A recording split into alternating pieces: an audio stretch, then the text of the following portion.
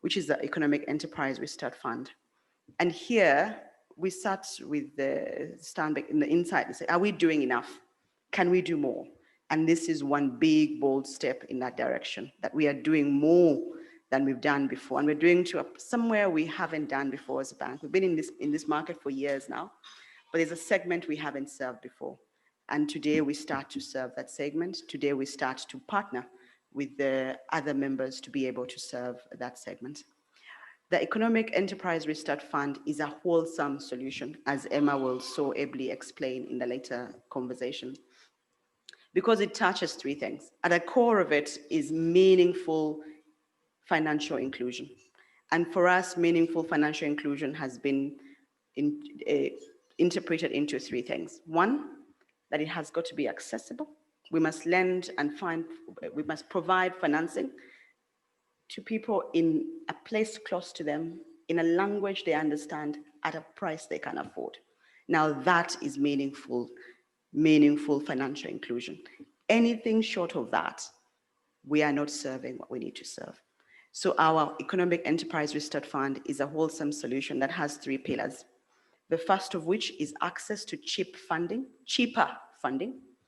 It is much cheaper than what we've done in the past. And we will continue to find interventions to de-risk that portfolio so that we can give even more financing at reasonable pricing. So that's number one. The second one, which is pivotal and key, is digitization.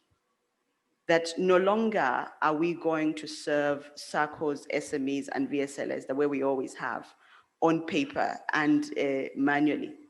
Where if my grandmother has savings, my grandmother is in Katete, she has to go to her savings, she must get into a border for an hour and a half to get to the VSLA to be able to bank whatever she has.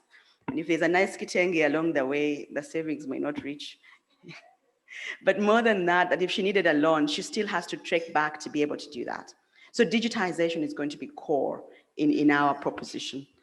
And digitization is not just one way, which is to the lender, but also how the VSLAs are run, that we will make sure that they are digital and they have a record.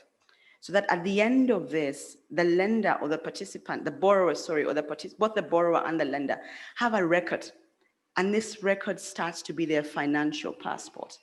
Because many a time when someone knocks on any financial institution to borrow, the question is, show us your financial history. And for many people in the lower pyramid, there is no financial history because the systems are not digitized. And therefore the risk premium goes up and therefore the cost goes up. So once we digitize the system, we will have a record, and that record then becomes a basis upon which we can make risk-adjusted decisions when it comes to pricing in this category. The third pillar, and equally important, is the pillar of training and technical support to the VSLAs and the SACCOs. It is our hope and aspiration that we will work with the different SACCOs across the country to train them into areas of financial management, to be good custodians of the resources, so that at the end of the day, the standard that we hold as Stanbic is passed down to the SACCO, and that the SACCO in the remotest village is operating on the same principles. The scale may be different, but the sound financial management principles do not change. So we will continue to do that. And we're doing this work through our incubator. Every SACCO will have three things: access to cheap liquidity, I repeat. The second one is a digital strategy where we take on the members, digitize the entire lending process, so that in the comfort of your home or your market stall or your shop or wherever you are, you can apply for a facility through your SACCO and the funding will be disbursed onto your phone. But the reverse is also true, that at the time of repayment, again, from the comfort of your home without moving, you can send your repayment, you can send your savings without having to move. So the digital component is very, very big. And the third and equally important is the training part. Because many a time we throw money at problems. Oh, it's just a question of funding. Fund them, they'll be fine. And we've found that sadly, that's not true.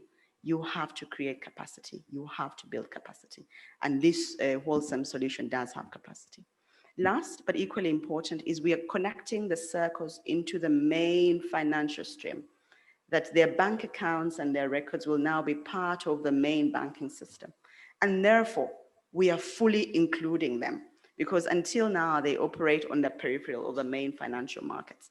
By including them here today, we're saying end to end, the financial ecosystem or the loophole is closed.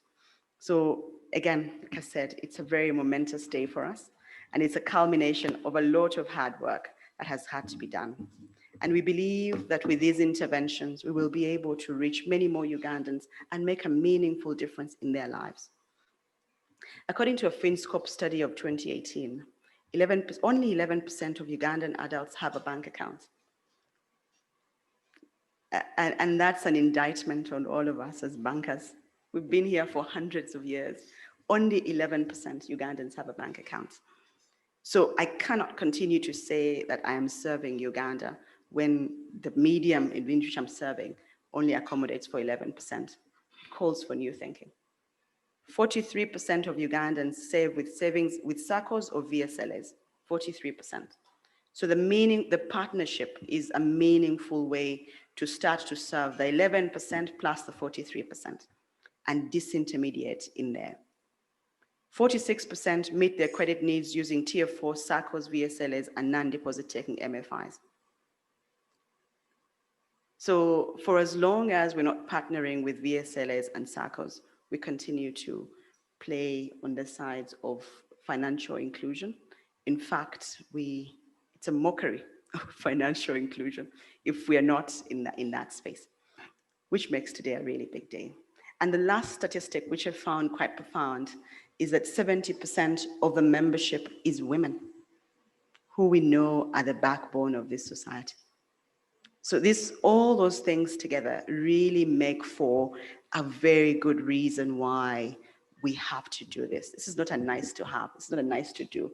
It is absolutely imperative that we get this going and get it done. So as I close, I want to thank you all for coming, but I especially want to thank those organizations that have chosen to partner with us and those of you that are in the room today. I'm going to mention some. If I do skip your name, please forgive me. But those that I can remember offhand is the UN, the Resident Coordinator's Office, Rosa and her team. We will hear from her shortly. IFAD have partnered with us on this and have put a lot of thinking, a lot of support in this. FSDU, Rashmi is here with us. Thank you very much. We appreciate you and your team. Profira, who have been in this for quite a while. We recognize you and we thank you for your support. Thank you very much for coming. UNCDF, for the technical input and the support you continue to give. We appreciate you. ABI Trust, thank you very much for coming. And thank you for your support. And we know that you are one of the anchors of this and you continue to do this. So we appreciate you. Thank you very much. All other UN agencies are also appreciated. Thank you very, very much. The MasterCard Foundation, thank you for coming. We appreciate you. And all the others that are out there. And the reason why we've chosen, there's so many other partners. The IFC is in, the UN is in, and the World Bank as well. But what we are saying is, even as the others get ready, let us start. Because the problem is urgent. The need is now. It's been 8 months since COVID first hit Uganda. The need is now. So we're starting now with the hope that the rest of you who haven't managed to join us will come through and join us and work with us as we embark on this very, very noble cause. With those few remarks, I want to thank you once again for coming and wish you a great morning ahead. Thank you very much. Ladies and gentlemen, the Chief Executive, Stanbic Bank Uganda, Ms. Incibuco. And if I can just borrow something you said, I feel like I need to go home and put it up on a wall. It's not enough to survive, we need to thrive. That's very powerful. Every person has been affected in some way or another, so it's exciting to be here for this activity and partnership breakfast and to see how many of you will respond. I'd like to just remind you that we do have a hashtag for this event. So if you would like to engage in the conversation online, the hashtag is Stanbic UN EERF. Again, that is hashtag Stanbic UN EERF. So whatever you'd like to share, please do and engage in this conversation online. I'd now like to invite the Executive Director, Stanbic Bank Uganda, Ms. Emma Mugisha, to make her remarks. You're welcome.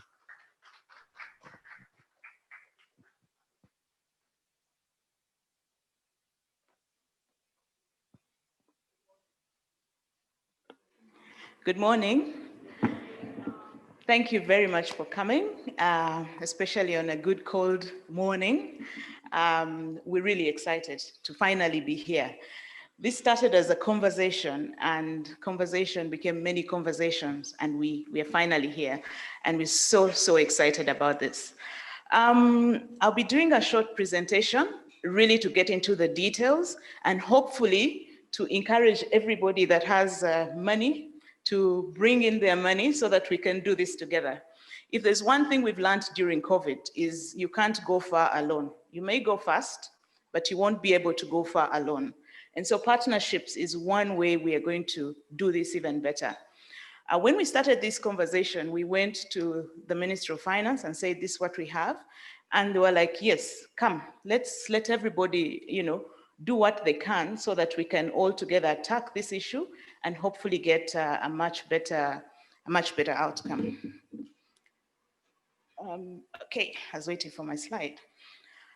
A bit of the background has been given by Anne, so I won't spend so much time on it. When we started off the year, we were excited, we had plans, all of us had a New Year resolution, some of us had renewed our gym membership, and then COVID came. and the rest is history. But as a banking industry, the first thing that we came to thinking is, let's first look at our customer base, who's being affected, what can we do? And Anna's told that story. But government also came back and said, how do we protect our population?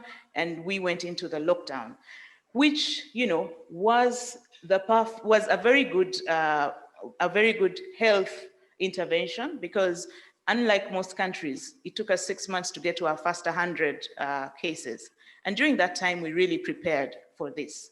But that lockdown also came with an economic impact, and that economic impact has been felt by everybody. So on the seesaw of balancing, there's always, if you manage the health bit, then the economic bit actually suffers. So our response as Stanbic was initially for our customers, but like Anne said, we needed to look out and say, how can we be more effective? We have representation in the whole country. We've got a staff base of over 1,600 people. We can do more than what we are doing. And that's how we came with the idea of how do we partner with people that have done this before, that will teach us how to do this. And Profira is a very good partner. They really gave us data. They gave us a lot of feedback on how to do this. IFAD actually paid for a consultant to support us. So we really appreciate that partnership. So what is the EERF fund basically? So we are targeting enterprises, SMEs. However, we know that, like Anne said, the banking industry only takes 11%. There is already existing financial institutions that are looking after these SMEs. And those are the SACCOs and VSLAs. So we don't want to break up already existing structures. We want to support the already existing structures. You will hear from somebody in up north in a little bit. But what he said is that these guys know their members. They know whose character, who has a good character. They know who has been consistent in their business, even if it's having a difficult time. They can do a credit assessment much better than you who's seated in Prested Towers. So why not partner with the VSLAs and the SACCOs that actually know their members? But we also want to partner with other financial institutions. So initially we're thinking we can do this as Stanbic, but then, like I said, you can go fast alone, but you can't go far. So in the room, we've got a few chief executives and online of other financial institutions that we'll partner with, who, if there's already a relationship of a VSLA or SACCO with another bank, I can think of opportunity because they're here. We don't want to disrupt that relationship. We're saying, let's partner with you. We'll pass on some of the funds that we collect. This is how we're doing it. Please do the same. And then we'll report back to our funders. So that is our target group. So we went to look at the SACCOs and we talked to the different umbrella organizations, UMRA and the like, to say what is happening on the ground at the moment. And the economic impact, what was amazing, and this also came through in an FSDU report, people's savings on average, 2,000 shillings, yeah? So if we had a lockdown for 4 months, in the first week, they'd gone through their savings.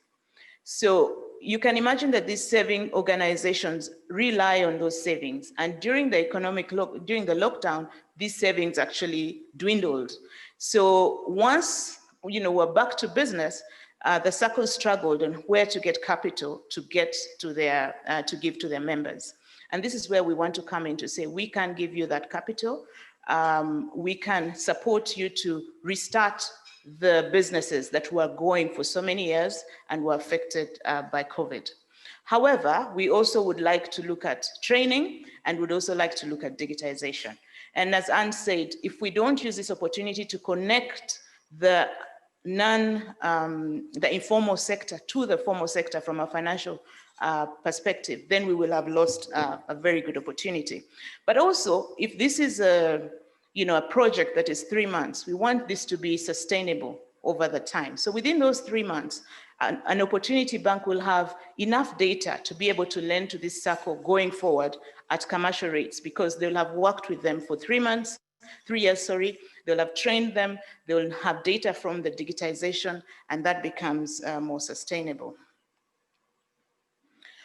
So these are the 3 tenets of the fund. The fund will be low-cost funding. I'm sure we always hear the fact that money is expensive in Uganda. So the reason we are partnering with our development organization is if we blend the funding, then we get lower cost funding. So the money at the end of the day to the member of the SACCO or the VSLA should be as low as possible. We don't want to dictate per SACCO how much they will lend to their members, because they have their internal, the way they run their SACCOs. But given that we'll have given them the money at a very cheap rate, we will expect them to own lend at a much cheaper rate. And we know that loans at the lower end are even more expensive than at the higher end. So that is one benefit that we'll get. The second one is credit enhancement. And as banks, we probably have not looked at the farming, the smallholder farm as a partner before because of risk. But like we said, if we have the support of ABI, who've done this a lot more, then we'll be able to put our heads together and be able to manage those risks. But also we have the SACCO that understands their members, understand the cycle. If they're a maize SACCO, they'll know what are the early triggers and how to be able to manage those risks. So we are banking on those SACCOs and VSLAs to help us manage the risk.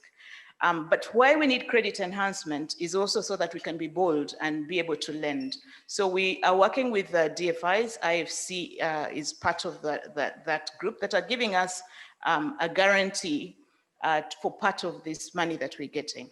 And then the last one is institutional development support. How do we support the SACCOs and VSLAs to manage their organizations well, but how do we also train the entrepreneurs to move from point A to point B? We've got a business incubator, and we're partnering with Profira and with others that already have been training these SACCOs and VSLAs and working towards something that is going to help our SACCOs. So at this point, I wanted to run a video of some of the views from the field, so that it's not just me speaking, but we can actually hear what somebody who's been at it for some time says.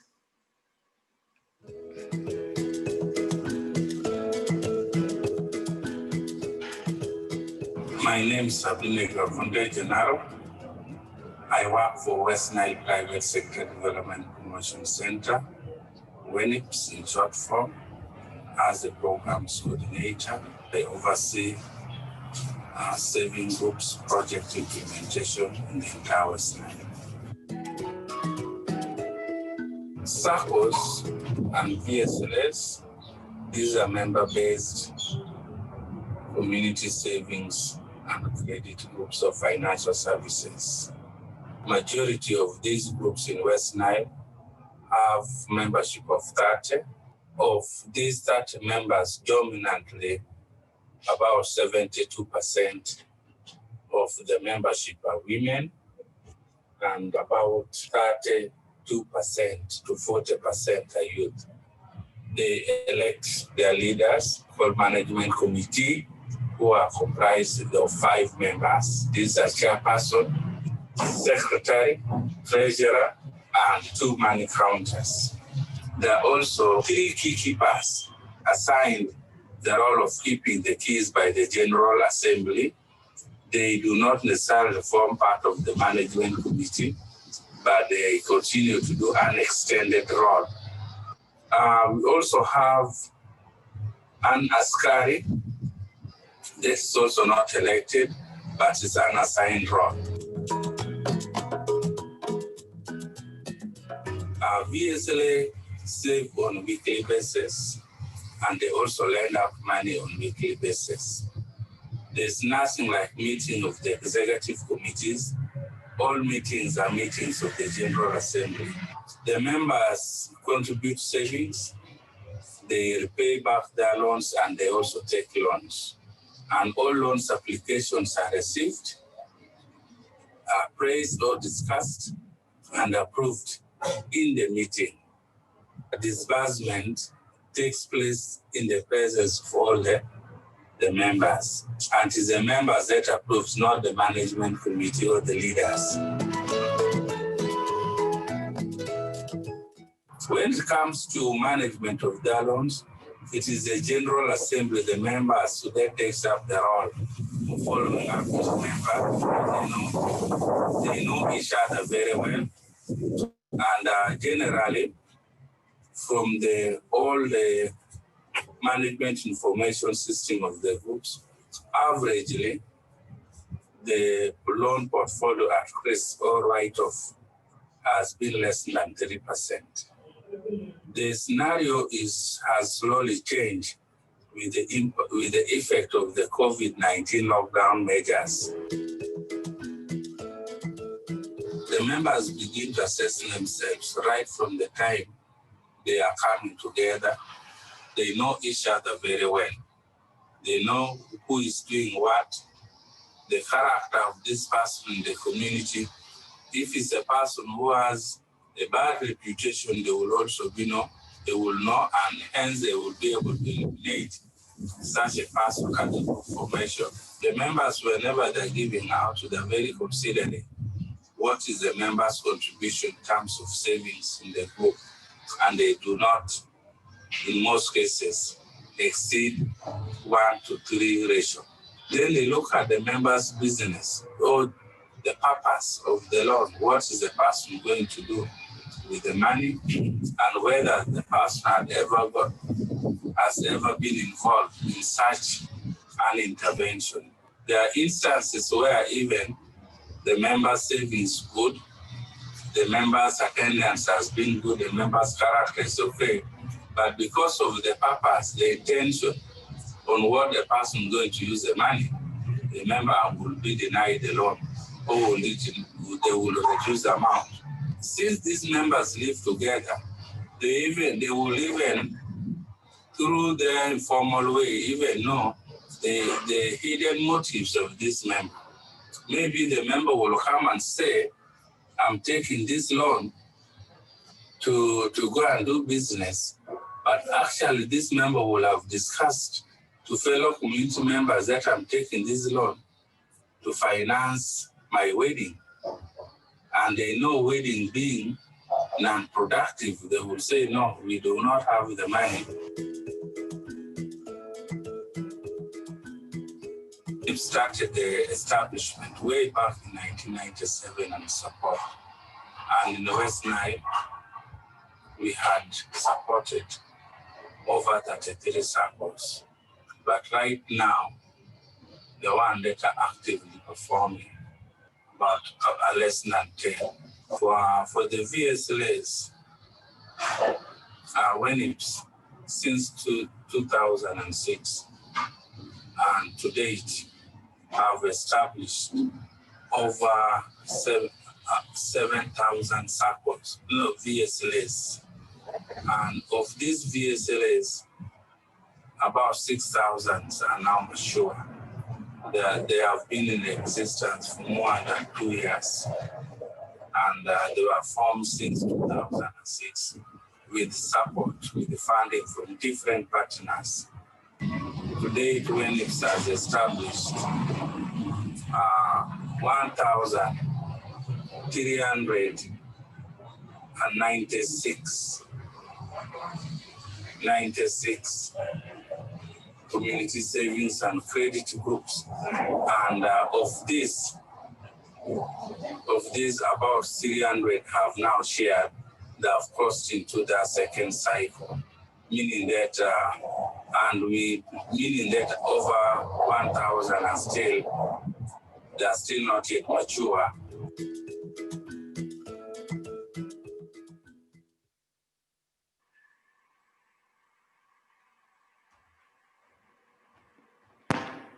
So we've heard from the field, and from the fact that we're not starting from scratch, we actually have partners that have walked this journey before, and all we have to do is connect with them, bring them in, and get to go further. Just a little bit more on the structure. So the way this is working is that Stanbic is coordinating the fund, so it will sit in Stanbic, and Stanbic will basically contract with all the funders that will be giving us money.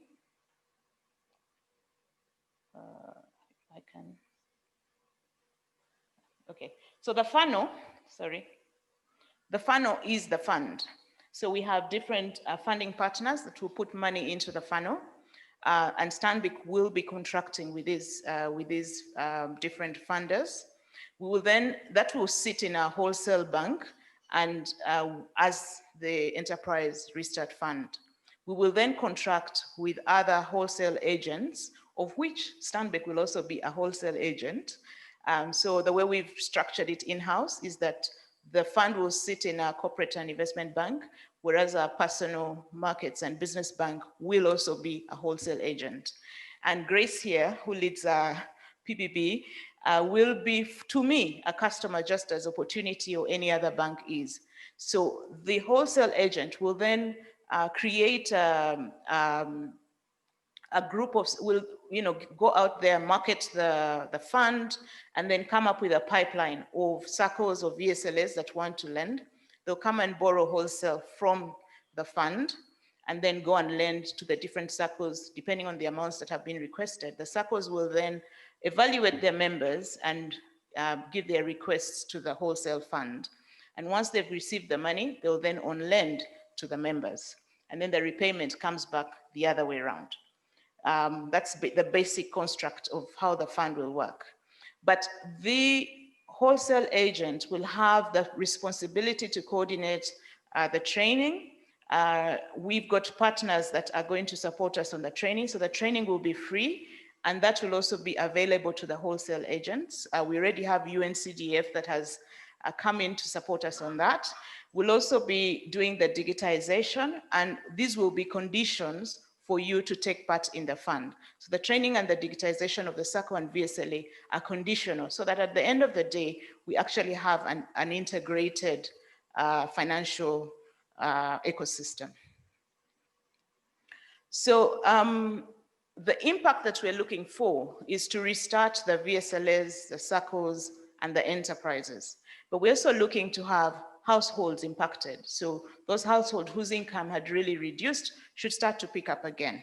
We're looking for employment, and I'm sure anybody in government, this is kind of the gun on our heads. How do we increase employment in this country? Most of the large corporates are actually reducing their employment numbers. How do we make sure that at the grassroots we are increasing employment? How do the communities become more resilient in this COVID time? But also, how do the most vulnerable grow their income and become more secure, and this being, women and youth in the community.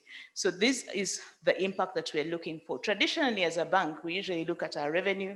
Are you paying back our money? But with this partnership, we're being able to look at what is social impact, how do we measure it, can we put it into our planning now, so that the measurement at the end of the day is very clear. And we can be able to say at the end of the 3 years, this is what the Economic Restart Fund did. This is how many households we impacted. This is how many youth employment opportunities we actually grew together. So this is part of the benefits. Again, I've spoken to this. The enterprises will be able to restart, will be able to grow, will be able to get skills that help them to grow, but most importantly, will be connected to the formal economy where they can continue to get funding going forward. For the SACCOs and VSLAs, it's improving their liquidity at the point when the liquidity is really low. For the banks and MDIs, it's for us to increase our reach. Like Anne said, if our reach right now is only 10% of the population, can we partner with the guys that are doing 40% of the population? For the funding partners, we as the private sector are offering you a partnership where we will still use our, our expertise in lending, expertise in our branch reach, so you don't have to hire more people to roll out this intervention. We already have the people that can do this. So we're partnering so that together we can reach more. For government, economy, policymakers, again, we're all looking at how do we alleviate the effects of COVID and how can we together move this. And at the end of this, I'll be inviting Lieutenant General Angina to just speak a little bit about what government is doing on their side and how we can partner to even get further. There's some risks, of course. We can come here and make a big noise. If nobody gives us money, then we're stuck. Then we will have to go and lend our expensive money, because the bank money in its nature is expensive. So, but I think we've potentially crossed that bridge, because we already have at least 3 close to committed partners. There's the currency risk. Some people have said, I have dollars. How do I bring in the dollars, yet you're going to lend in shillings? And we're saying as a bank, we have a balance sheet that can be able to absorb the dollars and lend out shillings and be able to pay back in dollars in 3 years. There's the political risk. In this one, we've partnered with Ministry of Finance from the beginning. We're partnering with government. Hopefully we'll have the Minister of Labor here. So the partnership does take out any potential political risk. And then in terms of credit, I mean, the gentleman that spoke on the video could give us a class in credit management. Normally, we take books of accounts to figure out whether a business is credible or not. They know you from when you were born. They know what you're thinking. So their credit approval is probably a lot better than ours could be. So again, how do we learn from the models that have worked to reduce the risk in this plan? These are the investors and funders we're looking for. So local investors, you might have your big bag of money and are looking for a social impact. Please join us. This will be a good place to serve, because you will then see the impact of your money in this. But we're also calling on other organizations, development organizations, to come and join us. DFIs, so International Financial Corporation, we're looking for anyone that has money that we can put in, or even guarantees that we can help support the credit risk. Government, we would want Operation Wealth to put in some money as well and join us in this journey. But we're also looking at other governments that can be able to support us on this journey. So this is really a call for partnership wherever you are, even if I haven't put you there or listed you. If this is a partnership that you'd like to join, this is really a call for partnership. And multi-government institutions, we're reaching out to as many as we can to just make sure that we make this as big as possible. And given that we will be able to distribute to other banks as well, the money can be as much as possible. I think the need out there is really great. If we can reach as many Ugandans as possible, then we will have made our mark. So how can you support? There's 3 ways you can support. One, you can put money into the actual fund, so the money that is going to be lent. Secondly, you can support us on the digitization, and a lot of organizations have some funds in terms of grants for digitization, for training. So if you can put money in the training or in the digitization, that's another area. We have a unit cost per SACCO or per VSLA. So you can choose to support 1,000 VSLAs or 100 VSLAs, whichever one is great, it works for you. So the institutional capacity building is part of the training, and then the impact assessment is the other piece. So we're also inviting those companies that are very good at impact assessment to come and support us. One, in designing the impact assessment. We have something in mind, but the more the merrier, I would say. So just inviting you to come and support in these areas so that we can have something that is going to be impactful and that we can be proud of 3 years from now. On that note, I would just like to thank each and every one of you for being here. I hope the checkbooks are coming out, and I'll leave Rosa to talk about that. But at this point, I'd like to invite Lieutenant General Angina, who is with Wealth Creation, to just give us a bit of wisdom from having done this for some time from a government perspective. Lieutenant General.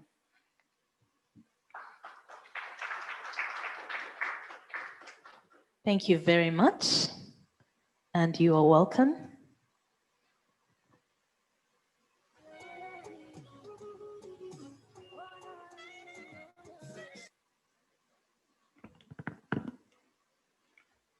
Thank you very much, our Mistress of Ceremony and the previous speakers. Our guests of honor.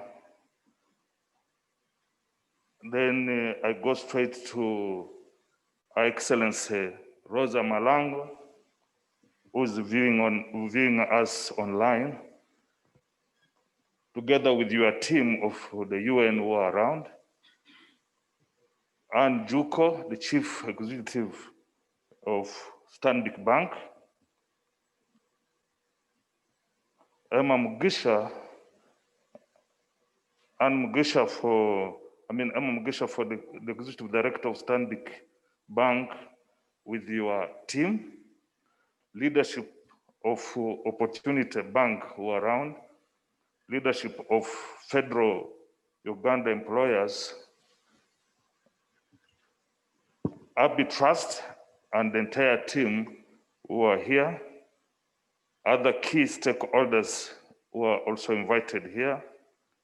I wish to take opportunity to introduce our director from OWC, Engineer John Wambogo. May you stand up for recognition.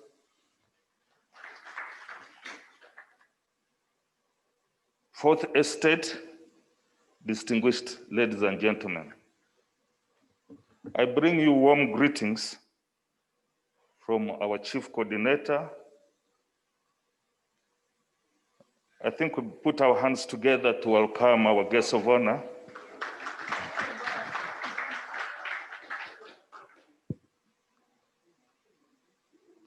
Thank you very much for joining us, Honorable Amelia Chambade, Minister of Trade, Industry and Cooperatives. Thank you.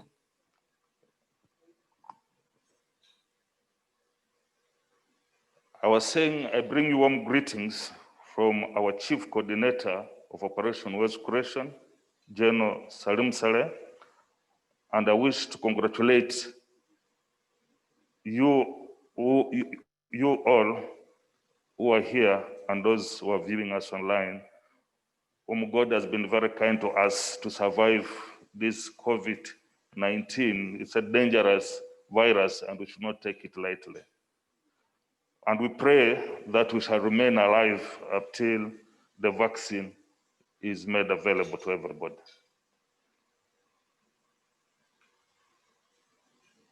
I would wish to appreciate and congratulate the organizers of this very great initiative of pulling resources together in order to boost and refocus our economy to where it's supposed to be.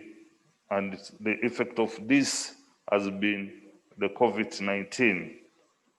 But above all, I would wish to appreciate Her Excellency Rosa Malango for being part of this initiative, which is a noble undertaking. I have no doubt in my mind, and if you have, I'll wish that you agree that we should not have any doubt in our mind, that even heavens are happy that we are doing the right thing at this juncture. And to confirm this is that we have finally made sure that we are leaving nobody behind when we go to look at those ones who are less privileged, who are at the grassroots. In the book of Galatians, chapter 2, verse 10 says, don't forget the poor. Maybe the banks who are equally been hit very tough by this COVID in terms of the economies. Some banks for sure have money, but there are no people coming to borrow. And if people don't come to borrow, it means there will be no investment going on. And therefore, when you go to the poor, then you are leaving nobody behind, and we can pool resources, both cash and human, in order to make this economy a success. On our side, who have been with the farmers for some time now, we believe very well that these farmers are very critical in terms of real economy and in terms of developing what we all dream of developing. And why have we always been avoiding the farmers, especially the farmers in Uganda? The banks had believed, those banks who have been doing very well, have been believing that there's no reason for them to take the risk the farmers carry with them. Farmers had no choice but to maintain their traditional way of farming. But this now is being squarely addressed by Operation Wealth Creation under the leadership of President Yoweri Kaguta Museveni to ensure that we don't rely on rain-fed agriculture, which was one of the big risks the banks were afraid of engaging the small farmers. The second fear was that the farmers were not having sufficient production. And in that, you cannot be sure that they will be able to produce enough to sustain their payment of the facility they would have got from the bank. Even government took a step of putting agriculture credit financing, SCF, which some of the banks are participating institutions in this venture. But still, it was only those ones who were exposed in the business arena, including the big farmers, are the ones who were enjoying that facility. But the small farmers were afraid of coming to the banks because they believed that that bank place is only for a certain class of people.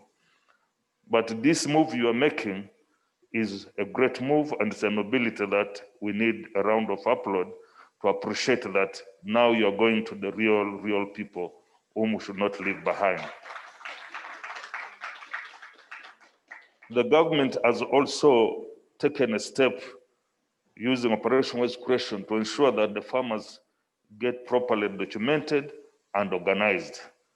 And this arrangement, we have decided to go down to parish level and organize the farmers in 2 primary and secondary societies, so that in doing this, we shall be able to remove the fears the banks have always had of dealing with individuals who can disappear, who can relocate, and becomes difficult even to trace them.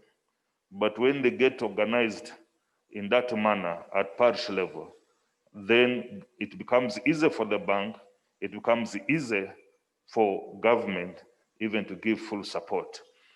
In this arrangement, Operation Wealth Creation is going to ensure that whatever group that gets quickly organized, if you're giving them a tractor for both production and productivity, you are sure that group can access a facility and it is traceable.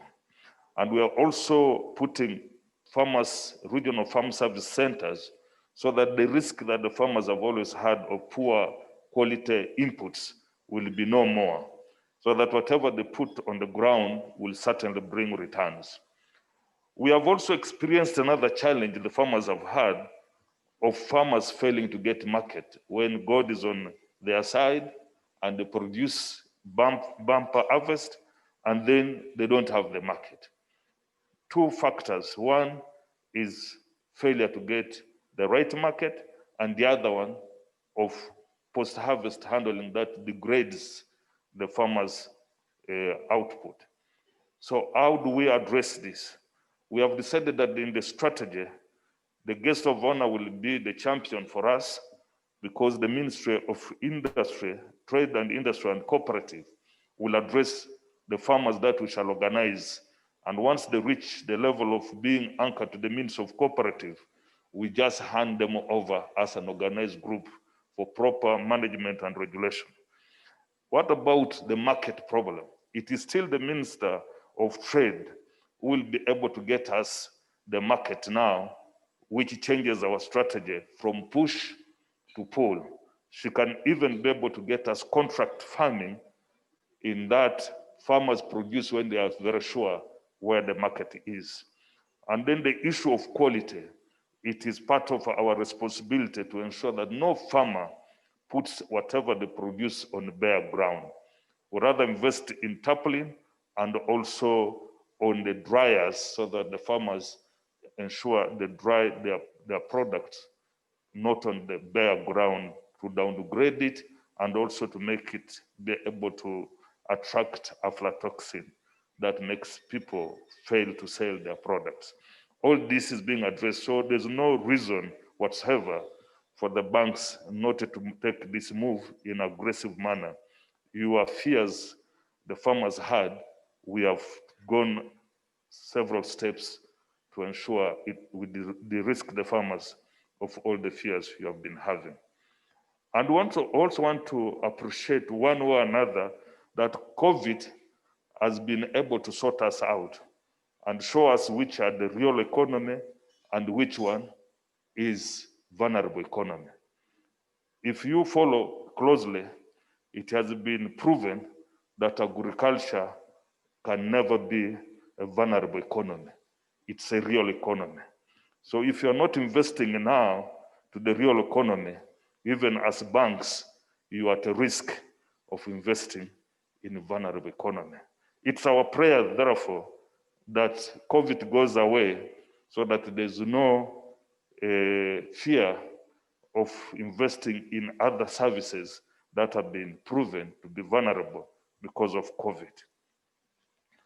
OWC, on the task the president gave us, was to ensure we focus all our efforts and initiatives on the 68% of our population who are outside the money economy. Some of them keep money under their beds, they keep the money under their pillows and so forth, maybe in boxes. They don't bring them in the banks. It's therefore our duty to ensure we remove them from that thinking, that mindset, and let them know this bank can reach them even where they are, using agents of farming and also other facilities that you are bringing that will make the banks to be demystified to our low-earning farmers. I wish to conclude by appreciating all of you, and especially the people who have come up with this initiative working with the United Nations and working with our government to ensure that we put our efforts together to deliver on this very important strategy of leaving nobody behind. We pledge as OWC that we shall not only bring more resources beyond the SCF, which is already in place, we shall also ensure we bring our efforts of changing the mindset of our people in order for them to embrace this initiative. Otherwise, you can pull the resources together, but if the mind of our 68 is not resonating with what you are doing, you can have the money, but you'll have no people to invest into. And this is what we pledge we shall do. I thank you, and I wish everybody safety during this difficult day. God bless you all. Thank you very much, Lieutenant General Angina. Thank you so much for your remarks and for really breaking down the reality of the world we're living in and the reminder that we are being affected on so many levels.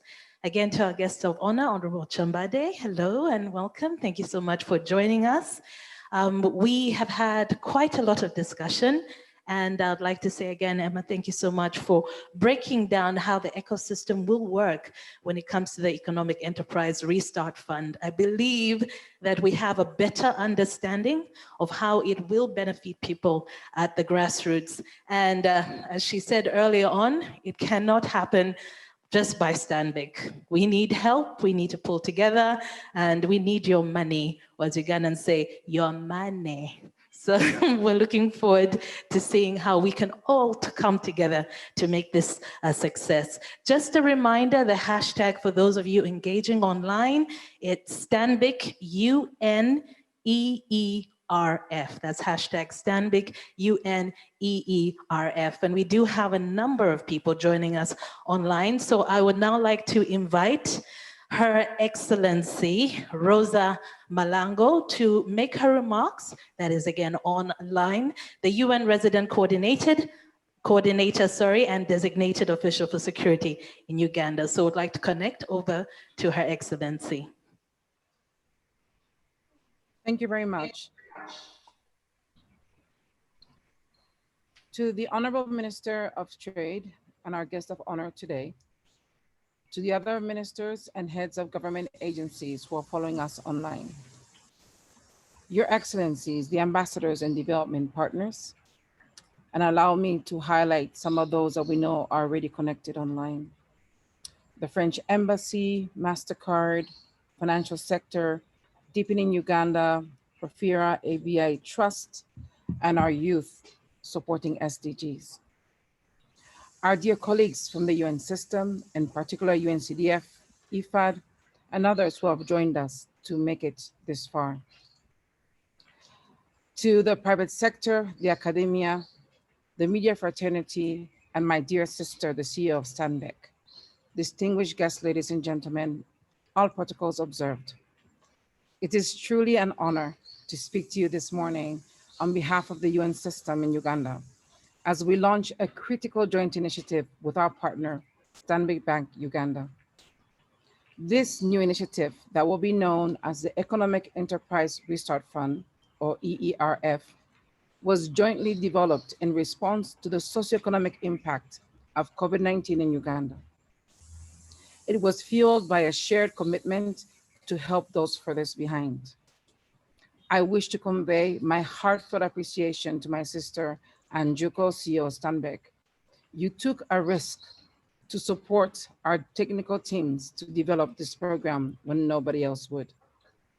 Your passion for solutions, your commitment to reach women in remote areas was a natural entry point for our partnership and our corporate commitment to leave no one behind as we support Uganda in its journey to achieve the Sustainable Development Goals. The EERF is being established initially for a period of 3 years as a COVID-19 impact relief fund worth over $65 million US. Dear partners, last Friday, we launched the first generation investment profiles for the Rwenzori region during the presidential roundtable. And by doing so, We created a database of micro, small, and medium enterprises, as well as traceable and trackable growth opportunities in a region that had been known for turmoil and now will be known as a hub for transformation, investment, and peace. These investment profiles were developed as part of our commitment as the United Nations to create opportunities that are evidence-based to invest in agro-industrialization, local governance, tourism, infrastructure, and human capital development among key sectors, not just for the Rwenzori, but actually for the Great Lakes region, considering how close the borders are. I invite you to read these investment profiles and become acquainted with some of the potential beneficiaries and partners going forward. Today, we launch another innovative initiative, this time with a leader in the financial industry, Stanbic Uganda, with the objective of creating an evidence-based framework for collaboration to empower village and community savings associations, starting with those involved in agriculture. Our commitment to contribute to a resilient and environment-friendly economy that creates jobs for the most vulnerable populations is at the heart of the EERF. I invite our partners to read the joint UN analysis on the socioeconomic impact of COVID-19 in Uganda, which we recently launched, and highlights the implications of inaction if we do nothing and do not take this opportunity to make exceptional interventions to mitigate the impact of COVID, particularly on women and youth. Ladies and gentlemen, our analysis shows that while almost all the SDGs were affected by COVID-19, the potential impacts are particularly severe for the following: SDG 1, ending poverty; SDG 2, on ending zero hunger; SDG 3, on promoting good health; 5, on gender equality; and 8, on decent work and economic growth. Our analysis also shows that the pandemic has taken a heavy toll on workers in the informal sectors, pushing 46% of those in manufacturing businesses, 43% of those in the hospitality industry, and 41% of those in trading and services to drop below the poverty line. Everywhere we turn, we see evidence that the world is facing an unprecedented human, social, and economic crisis that calls for extraordinary measures. We must have the courage to develop innovative partnerships that focus on those who are the highest risk of being left behind. We must also recognize that COVID-19 pandemic and the socioeconomic implications have erased a lot of the achievements that were made in the fight against poverty in this country, and they undermine Uganda's prospects of realizing the Sustainable Development Goals by 2030. Failure to step up and build new alliances, which give an opportunity to vulnerable women, family-led microenterprises, or young entrepreneurs to link to the formal economy, will only increase poverty rates and undermine national efforts to jumpstart an inclusive, resilient economic transformation in Uganda. But recovering from COVID-19 will require investments in human capital development and renewable energy and in technology if everyone is to benefit from the investments already made by the government in infrastructure, safety, and security. Homegrown micro-enterprises can become small and medium enterprises capable of contributing to GDP and the implementation of the National Development Plan 3 and the SDGs. Before I conclude, I would like to highlight a few more facts. COVID-19 has brought to light the consequences of the technological divide between the rich and the poor. It has also shown how likely it is to accelerate inequality within and between nations. According to the International Labour Organization, only 6% of the countries in sub-Saharan Africa have workers in occupation that allow them to work from home. This compares to 30% in North America and Western Europe. Key factors affecting this include limited access to internet, low levels of affordability of computers, and housing situations that make it difficult to work from home. Yet, the evidence demonstrates that if you want to become a modern economy, you need jobs that can be done from home by a higher segment of your populations. The United Nations has committed to the EERF because we believe in the need to address the unprecedented financing needs of thousands of women and youth, and savings and credit cooperatives known as SACCOs, as well as those in village savings and loan associations across the nation, without access to the formal economy. We believe that our partnership will help them to recover, protect jobs, and ensure sustained inclusive growth from the household to the community to the national level. This multi-purpose initiative that includes financing, as well as capacity building and digitalization, are core aspects in light of the role of ICT in enabling business processes, achieving job creation, and service delivery. It is my hope that we will have more partners join us so that we can grow the nascent financial technology business in Uganda, and so that the agri-industrialization dream of Uganda can fast track itself into reality. We would like to acknowledge that this joint initiative complements the responses by the government of Uganda and other stakeholders, such as the Micro, Small, and Medium Enterprises Recovery Fund under the Ministry of Finance, and other initiatives under Operation Wealth Creation. Ladies and gentlemen, while COVID-19 has had significant negative implications across the board, it has also given us an opportunity to rethink our economic and financial systems so we can rebuild better with sustainability, resilience, and innovation at the core of our practices. We must fully embrace digital solutions, improve evidence-based research if we are to tackle poverty in all its multidimensional forms, and focus on addressing the needs of those who are most at risk of being left behind.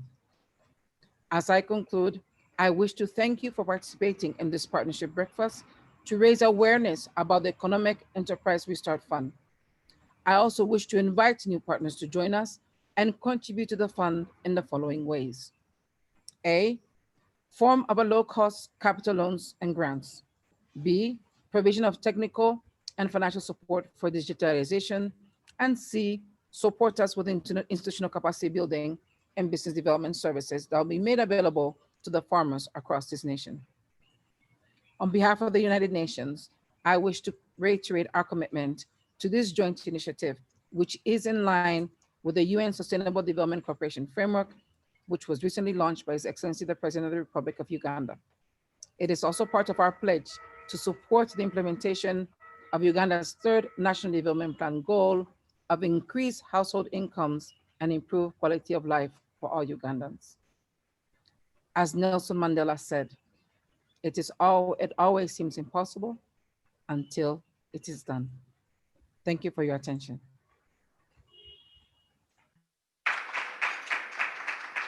Thank you to Her Excellency Rosa Malango. And to kick off the fundraising part of this event, yes, ladies and gentlemen, please allow me to welcome Dr. Dmitry Pojidaev to join us right now from the United Nations Capital Development Fund, the head of country office.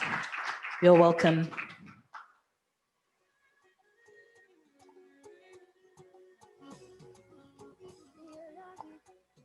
Good morning, ladies and gentlemen. It's a pleasure to be here today. I hope you are as excited about this new initiative between the United Nations and Stanbic as I am. And now we are facing the task of fundraising. As you heard, we are aiming at a facility of 50 million. Stanbic has already pledged 5 million. So we have just another 45 million to raise in about 40 minutes. It means about 1 million every year, every minute. So let us see if we can keep up with this rate. But before going there, allow me to recognize our guest of honor, Honorable Minister of Trade, and we are really, really grateful to you for your steadfast support to the UN system and also to economic recovery in Uganda. And of course, I would like to recognize the presence of all our partners present here, but also joining us online. Thank you so much for being with us on this very important and remarkable day.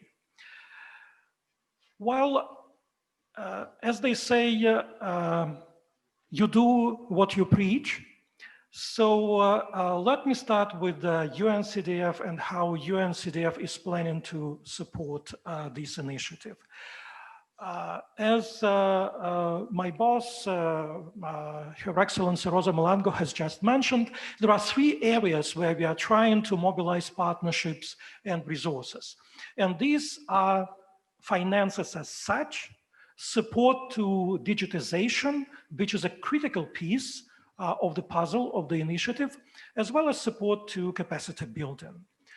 So UNCDF has pledged already 320,000 USD in support of digitization of 2,000 VSLAs, Village Saving and Loan Associations, that will be part of Agri-Invest initiative with our sister agency, Food and Agriculture Organization, FAO, and the Uganda Development Bank. This would allow us, as Anne said, to digitize the process and to establish kind of a digital footprint for VSLAs to be able to communicate and to link them to the formal bank system. In addition, we will also establish an interaction mechanism between fintechs who are working on digitization of SACCOs and VSLAs to bring them all together and to work within the parameters of this program so that we can maximize their efforts and to achieve better synergy. However, I felt so inspired today that I would like to make another pledge. UNCDF is pledging 1 million USD in partial credit guarantees to the financing window of this fund. So I think we have mobilized 1.3 million in about 1 minute. So now I'm expecting other people to follow the suit and to support us. Is there something present here who would like to step in and continue the trend? I believe our FAO colleagues are here in the room, so probably FAO would like to talk about how they are supporting this initiative.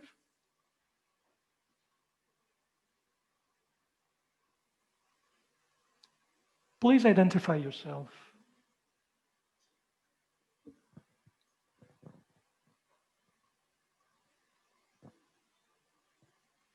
Is there someone from FAO? Well, doesn't look like that. Do we have FAO colleagues online? Yes, we do. Then probably please colleagues, join us and explain your support to the Economic Enterprise Restart Fund.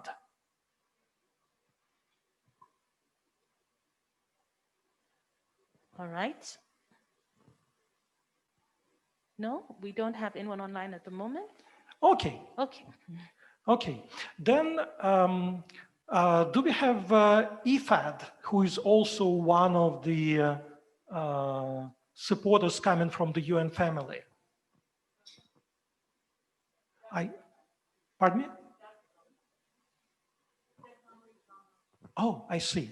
Okay, but I know that we have ABI Finance here in the room. So I'm inviting ABI Finance to talk about their engagement and their support. How many millions do you pledge?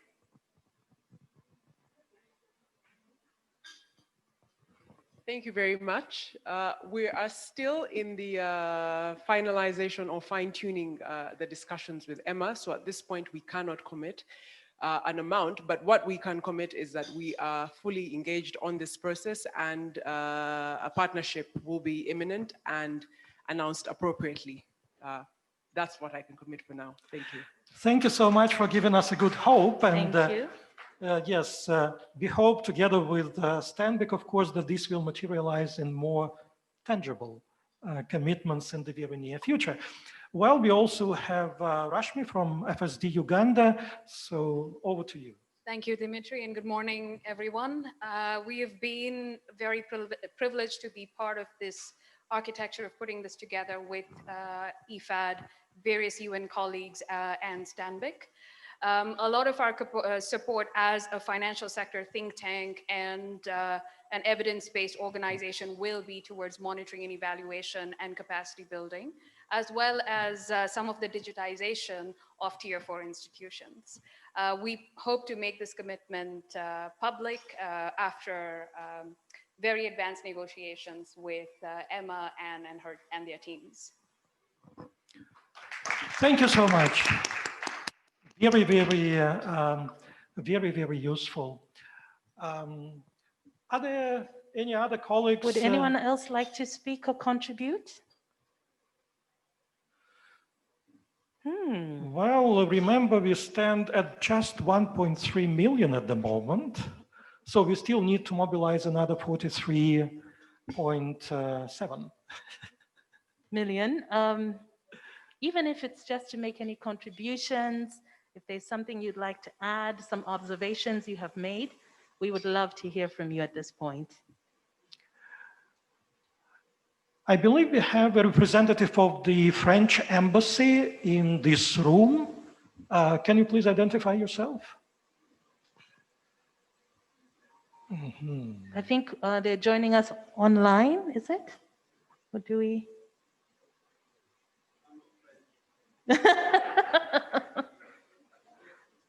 Thank you for clarifying. Well, yes, these days it's a bit easier because people usually wear masks that show their corporate logos, but some people are hiding behind those regular masks, so you can't always say who is who. So is there anyone in the room who would like to contribute at this point? Just have to raise your hand and I will come over to you right quick. Well, let us then ask our colleagues online. I hope we have a good connection. I know that our UNDP colleagues are online, and UNDP, of course, has another partnership with Stanbic, which is Youth for Business initiative. So probably our UNDP colleagues would like to step in and to talk about their interaction with this initiative. So can we have that connection?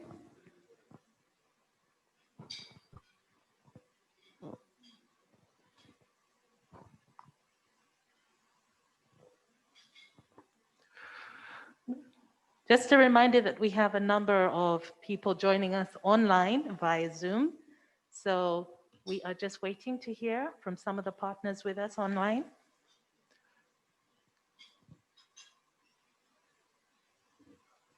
Do we have a good connection? I'm asking the technical team.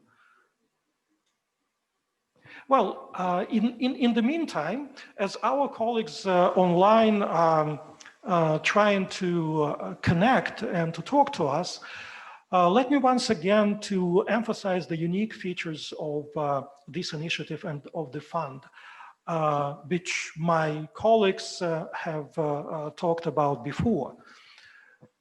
We have been talking for years about African solutions to African problems. So if you really care about such solutions, here is the solution, an African solution, a Ugandan solution, if you wish, to an African problem.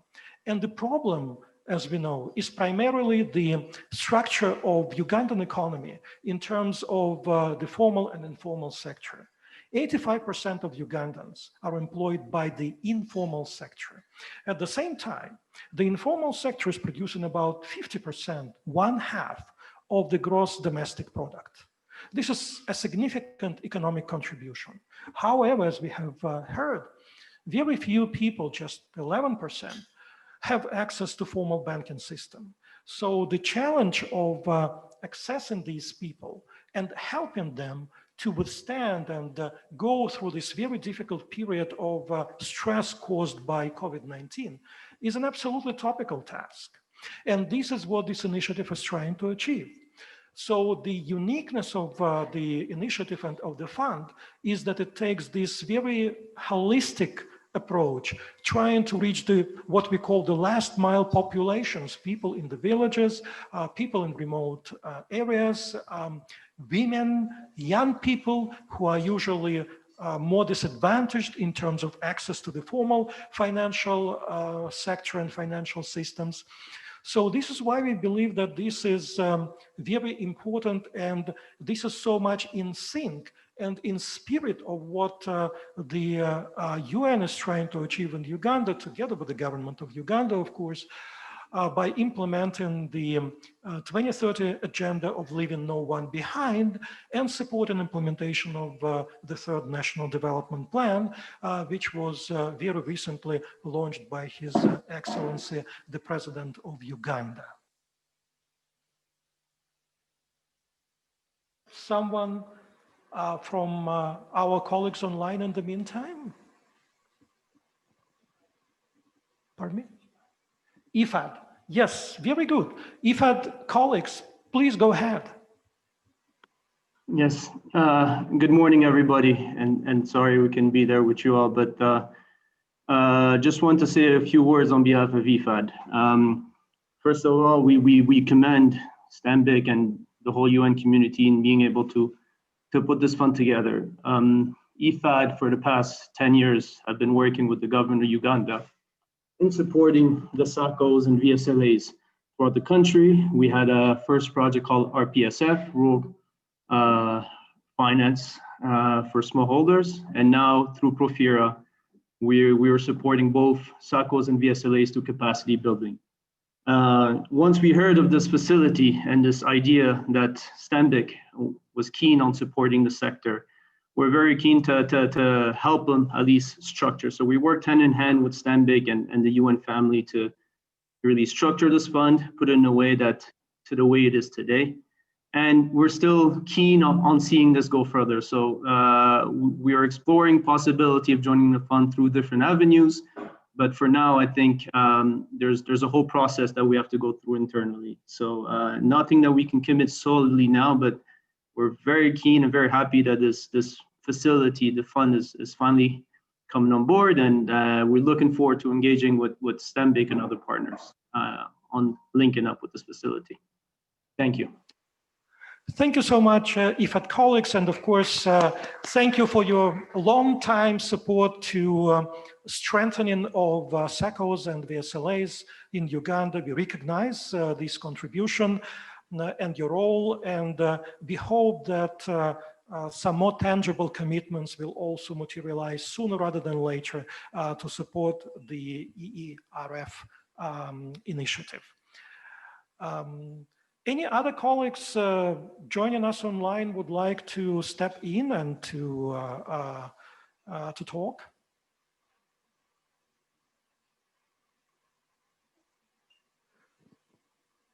All right. Oh, I can see someone in the room here. Coming over to you, right quick.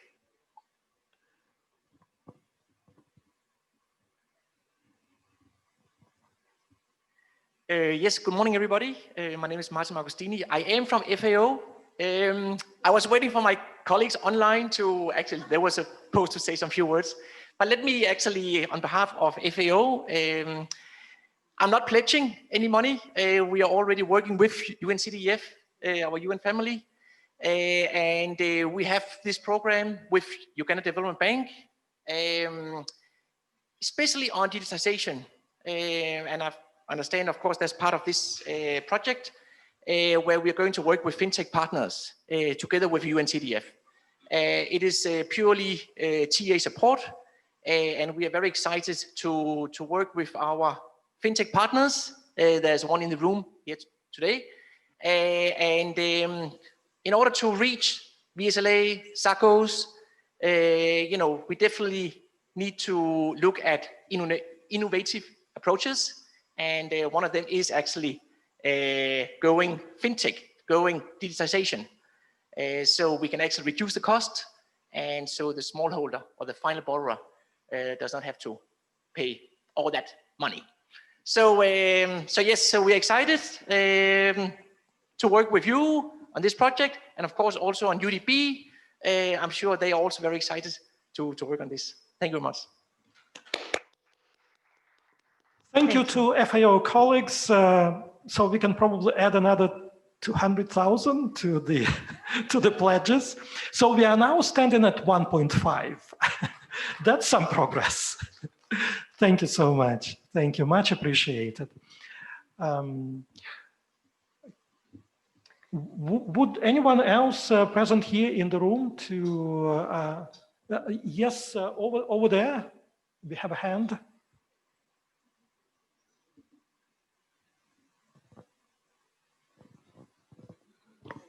Thank you for the reminder.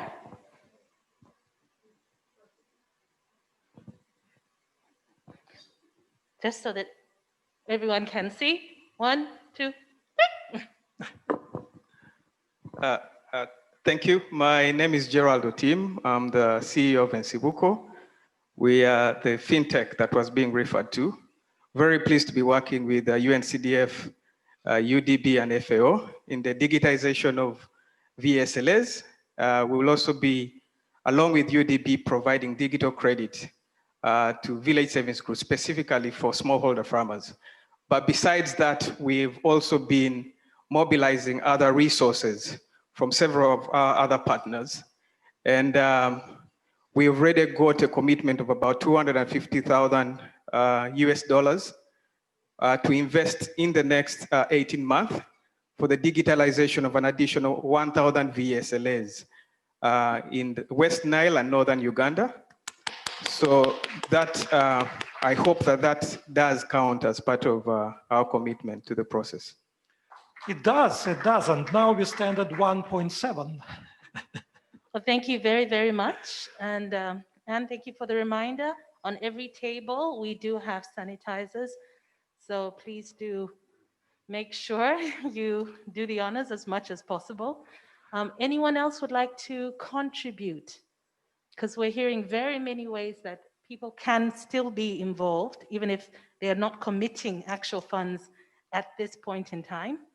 It's always wonderful to hear from you. UNDP, the UN Development Program, has just been mentioned.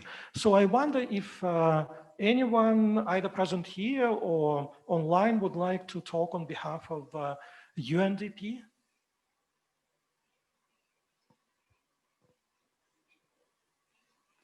Again, is there anyone from UNDP that we can hear from at this point in time? Online? Or anyone else here in the room who would like to contribute to the discussion as well? More importantly, to commit funds. Yes, this is indeed a critical issue. You know, we are all colleagues here. So let me again be very frank with you. Dr. Dimitri. Yes. Sure. There is someone who would like to talk? Yeah. Thank you very much. I work for Government Ministry of Finance, where there is a project called Profita. It's a project for financial services in rural areas, funded by IFAD, but it's a government program. And this program has been key in supporting the credit savings and the credit cooperatives, especially strengthening those which are existing but have potential to grow.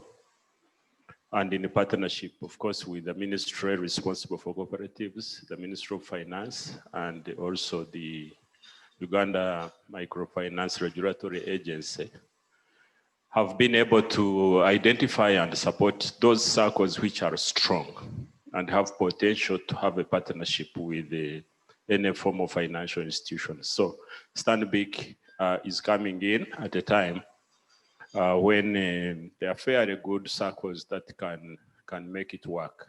Also, on the side of VSLAs, we generically call them credit savings and credit groups, CSCGs, although VSLAs seem to be a very preferred method of doing it. And we've been working very closely with Stanbic to especially understand. So I wouldn't like to say I'm pledging, because this is a government program, and the government has a mechanism of announcing its pledges, more so when it comes to supporting the private sector initiatives like this very one. But what I would like to mention here is that there is already work ongoing to create a fertile ground. Actually, the harder part is already done, especially the mobilization of Ugandans in the villages, changing their attitude and culture, formation of groups. A tough one, getting them involved in orientation in financial services, financial literacy.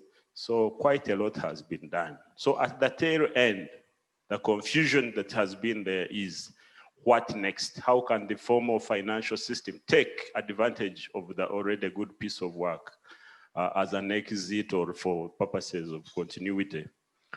So my appeal is that this initiative is taken at a different level within the government and the donor partnership to revolutionize and transform the financial landscape so that we attain better results. So it's a holistic, indeed, as Stanbic has put it, it's a challenge. It's inevitable, it must be done. We have had lessons.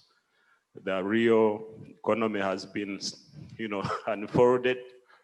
So now is the time. My appeal is that open this up. We have the ministers responsible, and then the donors are brought in a more smarter environment, of course, led by this initiative. So then we can be able to have full benefit. And it's not tying how much per se, but it's the general involvement that will really bring the benefits to the Ugandan. Thank you. Thank you so much. And I totally agree with you that this is not only about money, this is also about involvement and support. And this probably emphasizes the point of a very strong, I'm now talking to my colleagues from Stanbic as well as to the UN family. This emphasizes the need for a very strong coordination mechanism for the program. We really need to bring all those interventions together and ensure that they operate in a mutually complementary manner. But this said, strengthening the capacity of SACCOs and VSLAs and digitizing is not an end in itself.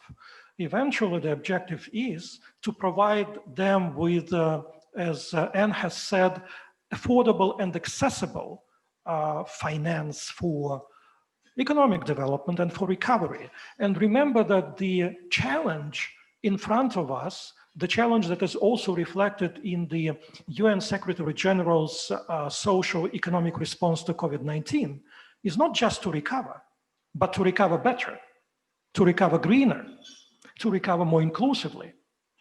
So to live up to that challenge, we really need to provide access to affordable finance. And this would not be possible unless we capitalize the fund to some reasonable level where it can operate. Yes, a hand over there.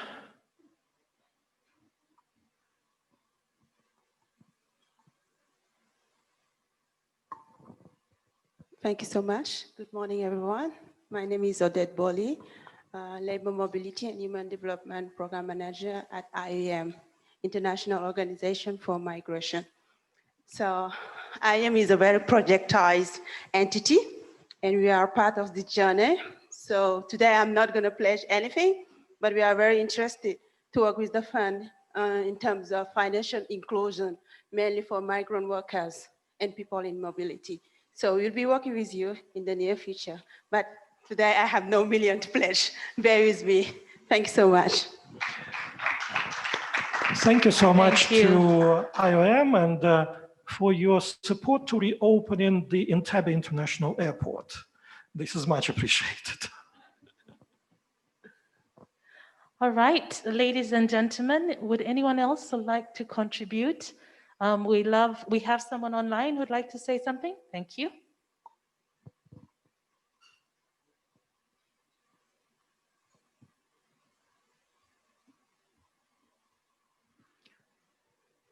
Yes, there is a hand over there. Okay.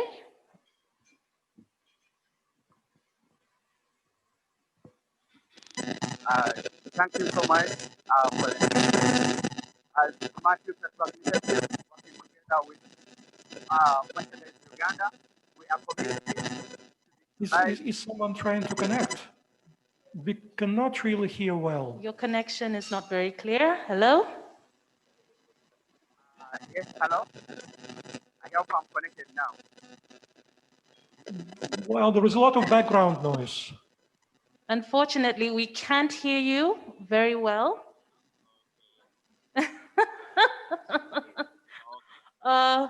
Okay, I think we'll hear from... Yes. May I speak even though I'm not French? Yes, please. Well, good morning and congratulations on that initiative. My name is James Macbeth and I'm the head of the GIZ German Development Corporation here, all right? It's even worse in terms of committing funds at the moment because I'm Scottish and you know how we deal with money. But however, we, I will say, like that initiative a lot, okay? And it ties in with a lot of things we do in terms of technical assistance at the moment. But this is the very first time I've been exposed to this idea, this breakfast, you know? And I have to digest it, go back to my people, it's not my money. In terms of pledges or support or whatever, you'd have to be a wee bit patient with me. And but I congratulate you on the idea and all the pledges you've had so far. And it's not the last you're going to be hearing of me. Would that be all right? Yes. Thank you so much. And yes, we realize that it takes some time to internalize and to buy into the initiative. And we look forward to your continued cooperation with this fund. Merci.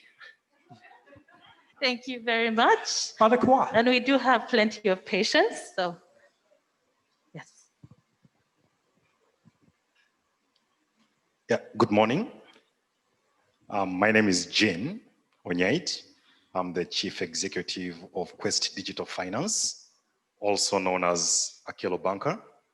And we work with SACCOs, digitizing them, but also providing access to inputs, extension services, tractor hire services for farmers, which means linking the farmers and the service providers.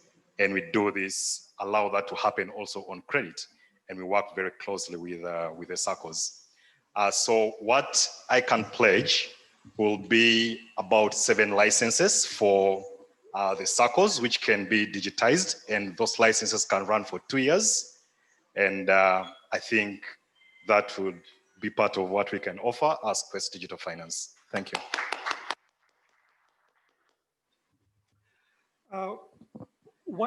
Colleagues, we have a message from our ILO colleague who is following us online, but who cannot join us. So this is from Stephen Opio, Chief Technical Advisor for the International Labour Organization. And he says that ILO is pledging technical assistance to the partnership through its wide range of content and materials on capacity development of SACCOs and formal and rural entrepreneurs.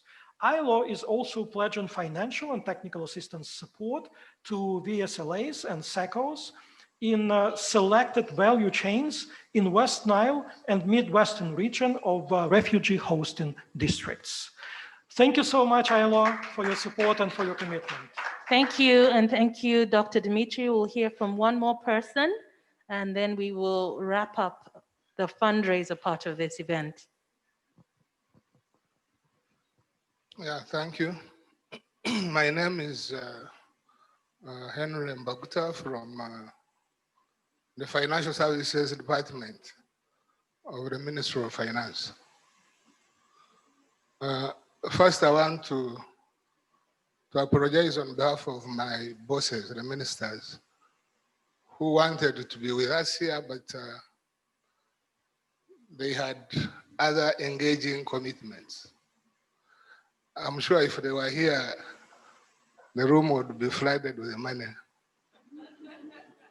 I want to, on behalf of the ministry, thank Stanbic for this initiative. As you know,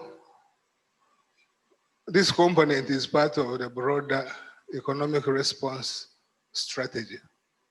And we've been discussing this. Of course, we are trying to position the broader, and I want to thank Stanbic who have led by example. You have been able to notch out the element of enterprise restart fund and launch it. So we are glad that has happened. Now, I just want to put a few things forward because the role of government, the role of Minister of Finance is broad. And one is that we pledge, we've been working on something called the private sector, the financial sector development strategy. And this is a comprehensive outlook on how we can support, on how the financial sector can be supported to make an even bigger contribution to the economy of Uganda. And of course, the discussions have been ongoing. We pledge that this document, this policy, this strategy comes into place. We are engaging in cabinet on this. And then once this is done, it becomes a clear document that guides whoever is interested in supporting the financial sector. The second issue I want to talk about is, of course, you want to deal with VSLAs, you want to deal with SACCOs, you want to deal with all elements, all institutions in the financial sector. It's our job to make sure that there is a conducive policy environment. And more so, it's important that we coordinate, and we pledge to do that coordination part at the department so that we witness greater interventions and greater achievements. Finally, once again, I want to thank Stanbic and the UN for this initiative. Thank you. Thank you so much to the Ministry of Finance, and indeed, we very much appreciate your role in creating a conducive regulatory environment for operation of various financial institutions. We've heard very promising commitments. We do realize that it takes time, of course, to understand the initiative and to work out the responses and commitments on the part of individual organizations. So we are looking forward to these commitments coming forward.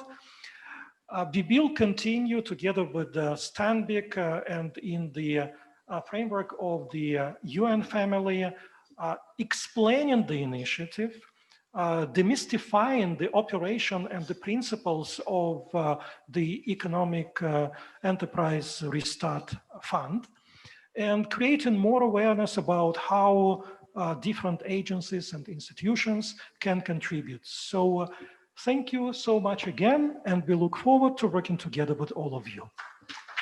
Thank you very much, Dr. Dimitri. Round of applause. Thank you so very much for your efforts, and to each and every one of you for pledging your support in one way or another.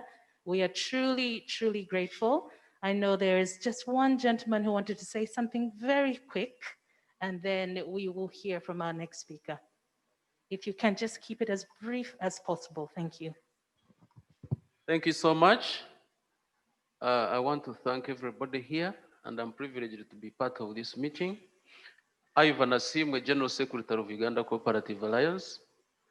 Our pledge as UCA, especially on the side of Stanbic, already we have signed a memorandum of understanding and UCA has the legal mandate to do the work as stipulated in the MOU.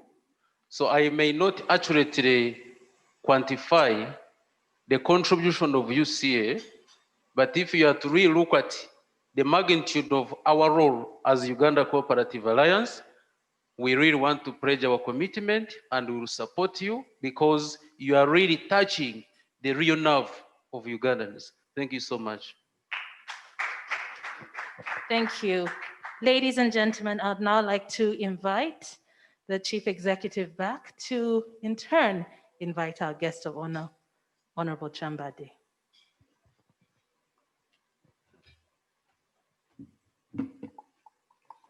Thank you, Crystal, and thank you, everybody. I have been sitting and watching, and my heart is filled with a lot of joy and excitement for what we are doing here today, because we're called upon to use the platforms we have been given to make a difference in the lives of the people we serve, in the lives of Ugandans. So I want to thank you all and ask you to clap for yourselves. A really big round of applause. Louder. That's more like it.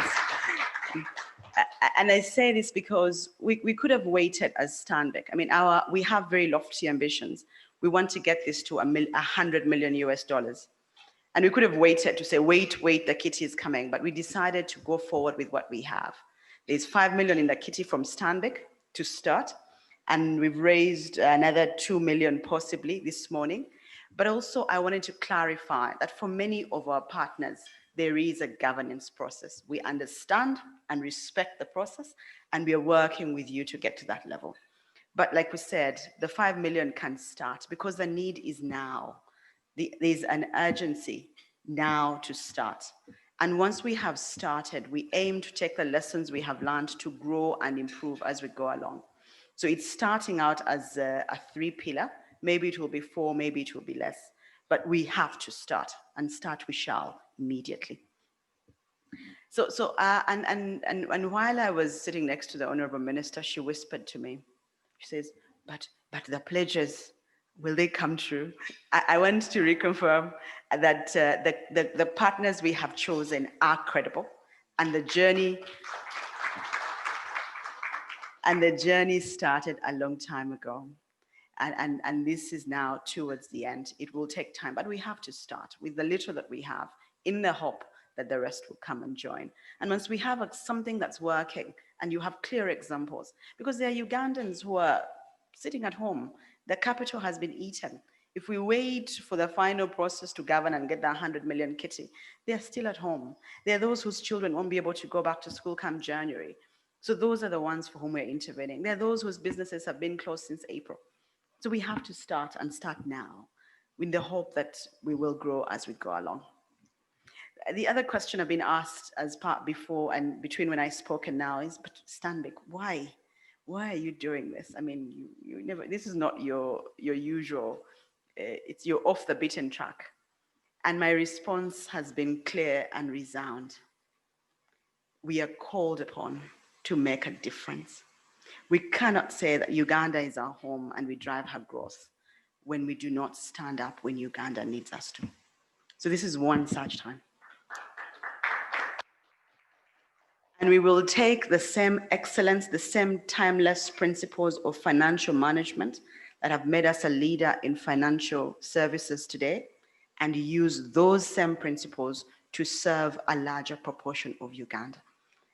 Every leadership, every generation has a generational question, or a question that they have to ponder. Ours is financial inclusion. How do we make a difference to a larger proportion of Ugandan? Honorable Minister, before you came, I expounded on the meaning of financial inclusion, and I added what's the Stanbic's description of financial inclusion. For us, financial inclusion is 3 things. That we must include as many Ugandans as possible. The gentleman from UPDF said, leave nobody else, no one behind. So we must include as many people as possible. It must be at a price they can afford, in an area they have access to, and in a language they understand. It's very, very important. Every time we talk about money and keep the conversation in English, we're excluding people. So we're taking it back to the village level, to the household level, where there's a deeper and more meaningful understanding. Only then, when we partner like that, can we make a lasting and sustainable difference. So our program, like I said, is a wholesome program. It has financing, it has education, and it has digitization. So that at the end of this 3-year program, my Senga in Masaka with a market store who is part of a SACCO, on her wallet on the account, you can tell how well her stall is doing. She can tell you how much she has borrowed, how much she has paid back, and how well her business is working. Because at the end of this program, she will have a financial passport. And that passport will then enable her to access other forms of financing. Friends, this is why this is monumental. It is big, and it's different, and it's transformative in the lives of the people who need it the most. So again, I want to thank you for those who responded to the call, and those who haven't, I want to encourage you to do the same. As I close, this is a journey. There will be some things that are unanticipated, but I want to encourage you that Rome wasn't built in a day. Banks have been here for over hundreds of years, and we've only managed to serve 11% of the population. When we start to serve the others, I urge patience, but also the spirit of collaboration, as we have witnessed today, to continue. And now, it is my singular honor and pleasure to invite you, Honorable Minister of Trade, Industry and Cooperatives, to speak with us today. Thank you very much.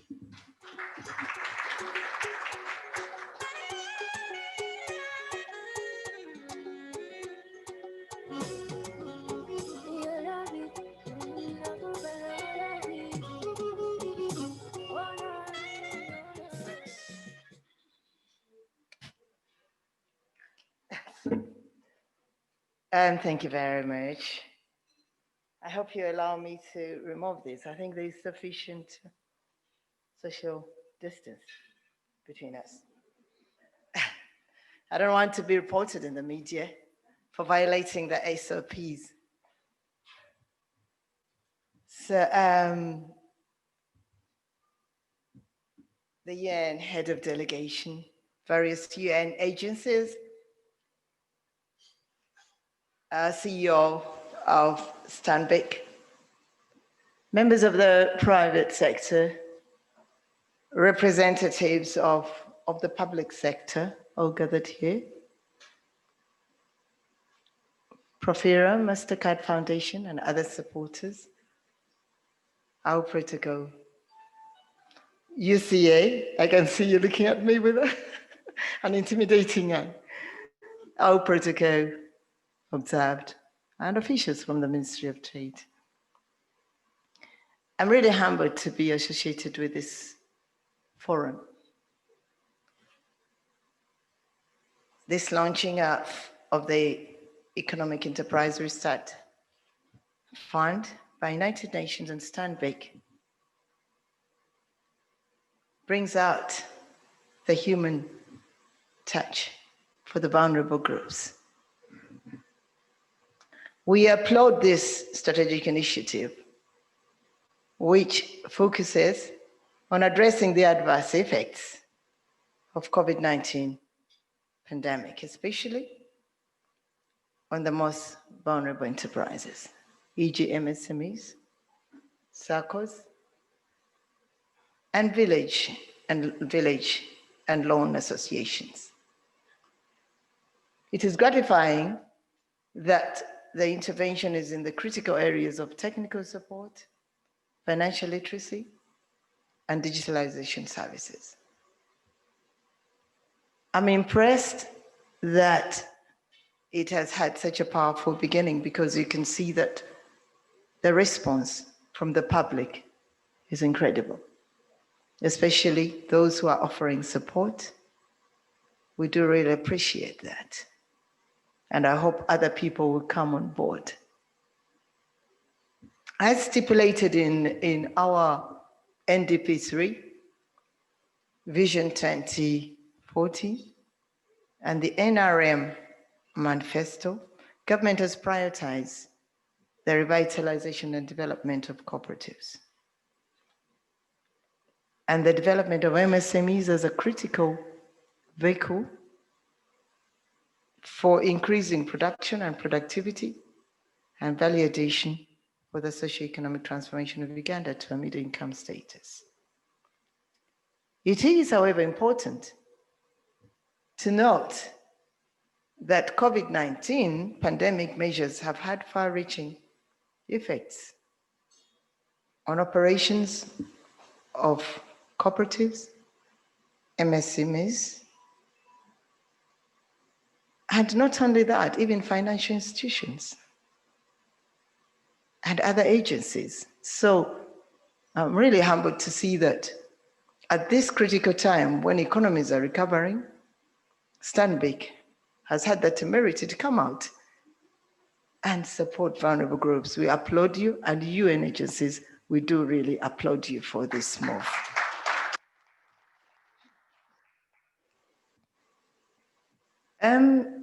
During COVID, definitely our cooperatives suffered because even when the AGMs expired, they could not hold elections. So this is an issue now we're going to do in changing office bearers. And definitely that affects the flow of business in the entire, but we are working on that. I wouldn't want to keep lamenting about MSMEs because we all know the challenges they faced and the challenges they're still facing. But I would pray that as this project is implemented, local governments could be involved, not like local officers, so that they could go right down to the grassroots. For example, we have district commercial officers who could identify cooperatives down there, who could identify micro and small enterprises at the grassroots, so that there's a bit of coordination, and so that it has an impact on the grassroots groups.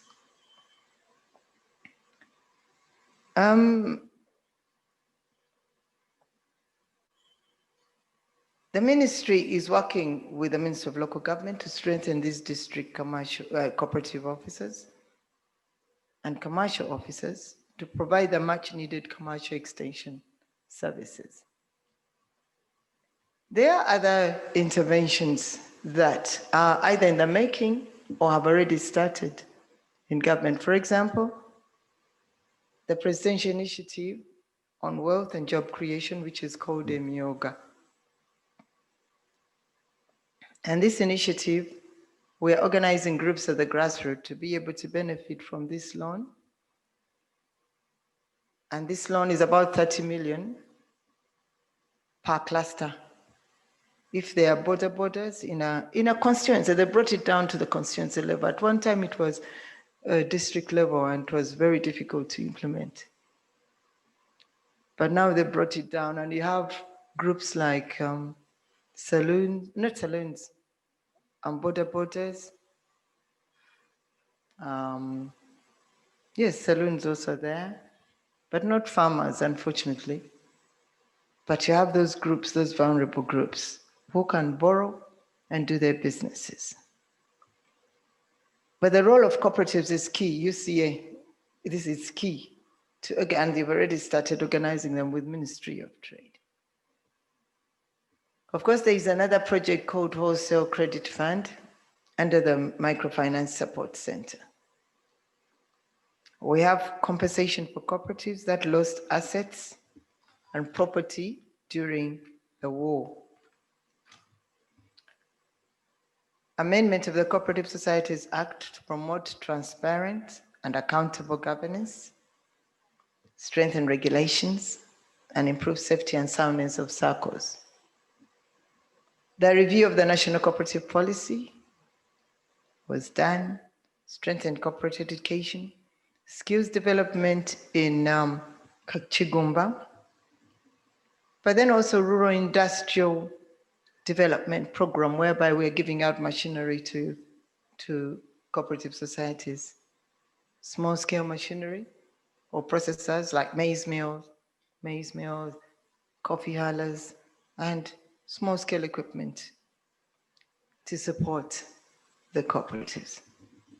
We have the warehouse receipt system that is responsible for registering warehouses. So those are some of the programs that we have in place. We could ask the responsible officers to give you more information about them, because it would be important to know how you can relate to the entire value chain as far as your service is concerned. The Economic Enterprise Restart Fund will go a long way in providing the requisite capacity for virtual meetings as an alternative for traditional physical meetings. Establish MIS platform, digitize operations, and improve the systems, management information systems. We do appreciate that. To also support the review of business plans and strategies to respond to the new normal. I'd like to inform you that the Ministry of Trade, Industry and Cooperatives has so far registered 21,663 cooperatives, of which SACCOs constitute about 48%. The cooperative movement has diversified in a wide range of economic activities, including agriculture, marketing, transport, energy, fishing, housing, and other sectors. I'd like to specifically extend my sincere appreciation to two outstanding personalities.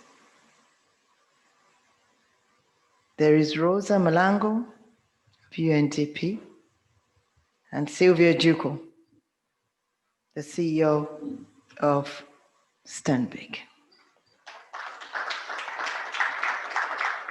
I really admire their zeal and enthusiasm to transform society through supporting vulnerable groups, the youth,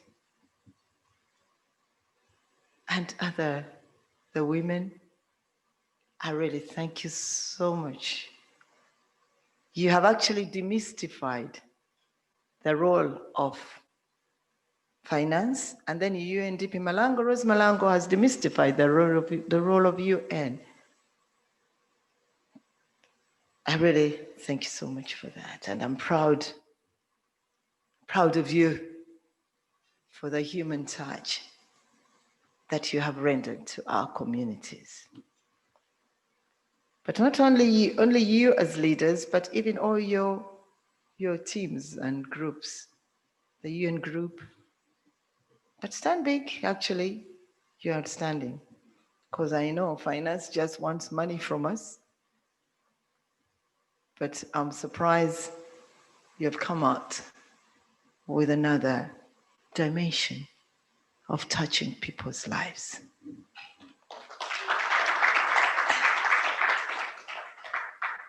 And I'm very passionate about that. Allow me to thank the UN Capital Development Fund here for the commitment of 1 million.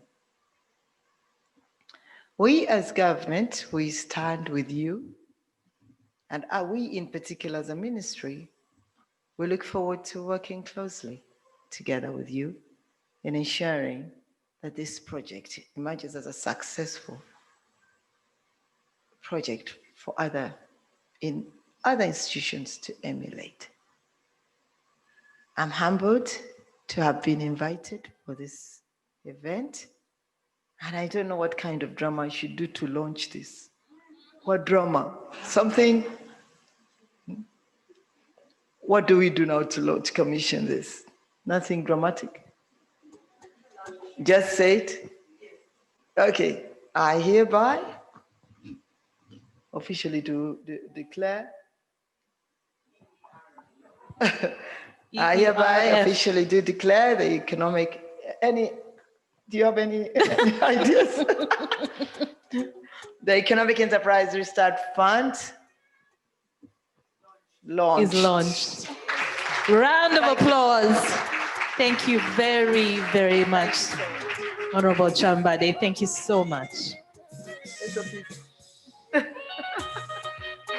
Thank you. Thank you again.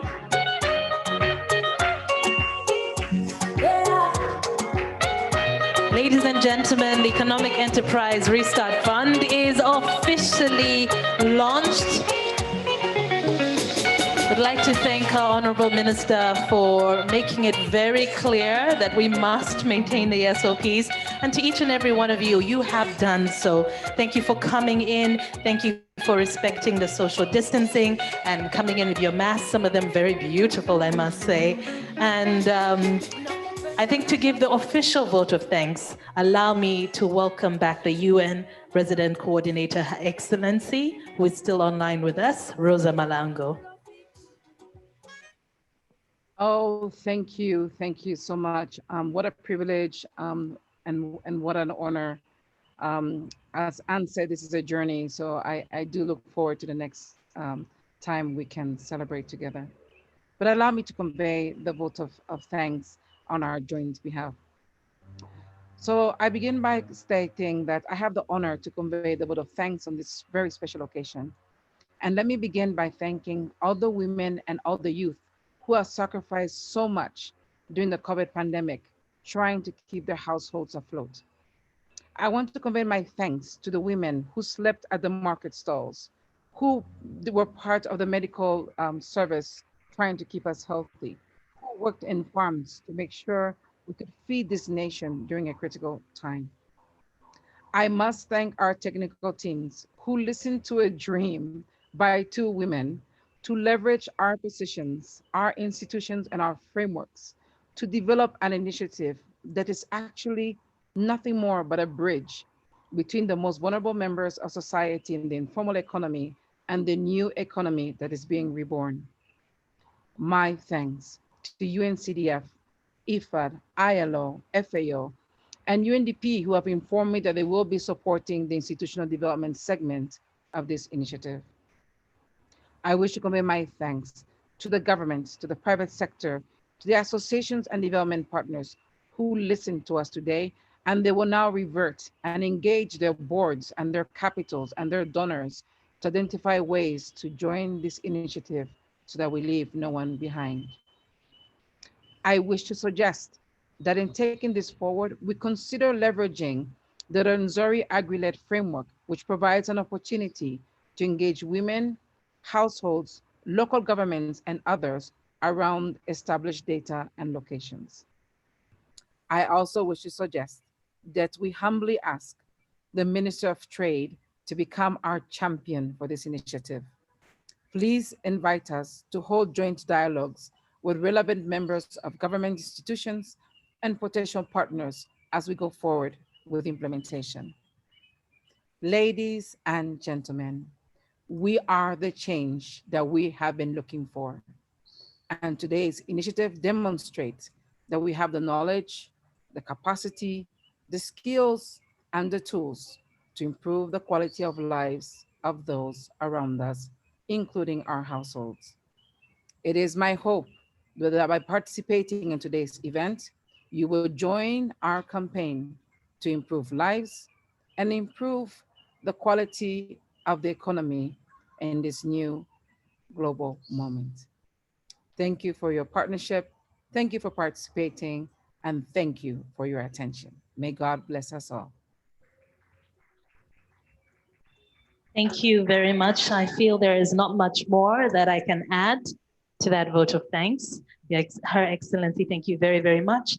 And just to each and every one of you for taking the time to be here today to hear about the Economic Enterprise Restart Fund, to pledge whatever your support has been and will continue to be. Again, as I said earlier, we are very patient as Stanbic Bank and UN partners. We're very patient and we look forward to you coming on board even more in the future. My name is Crystal Newman. Thank you for being a part of this. and enjoy the rest of your day.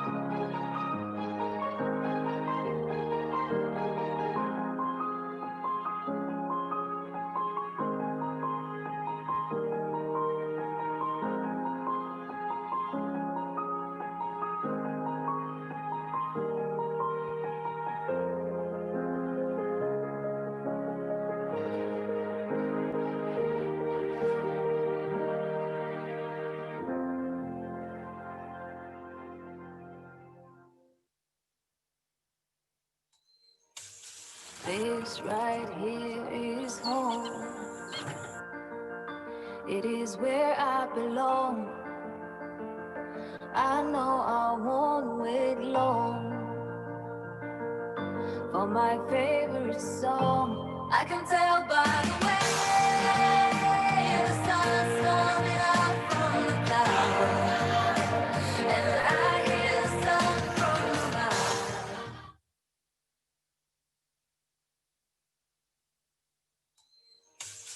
This right here is home. It is where I belong. I know I won't wait long for my favorite song. I can tell by the way the sun's coming out from the clouds, and I hear the sun from the mountain. Oh, trumpets and laughter. Yes, tomorrow's gonna be a better day. Tomorrow, it's gonna be a better day. Tomorrow, it's gonna be a better day. For us, improving lives is why we do what we do.